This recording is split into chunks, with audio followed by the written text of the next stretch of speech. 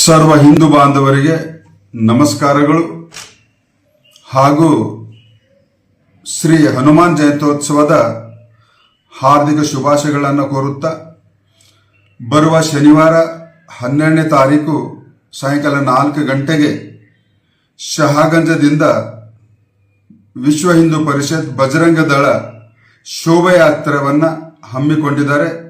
ಆ ಒಂದು ಕಾರ್ಯಕ್ರಮಕ್ಕೆ ವಿಶ್ವ ಹಿಂದೂ ಪರಿಷತ್ತಿನ ವರಿಷ್ಠರು ಹಾಗೂ ಅಯೋಧ್ಯೆಯ ರಾಮ ಮಂದಿರದ ಕಟ್ಟಡದ ಉಸ್ತುವಾರಿಯನ್ನು ವಹಿಸಿರುವಂಥ ನಿಮ್ಮೆಲ್ಲರ ಚಿರಪರಿಚಿತರು ಹಾಗೂ ಮಾರ್ಗದರ್ಶಕರಾದಂಥ ಶ್ರೀ ಗೋಪಾಲ್ಜಿಯವರು ಆ ಒಂದು ಚಾಲನೆಗೆ ಬರ್ತಾ ಇದ್ದಾರೆ.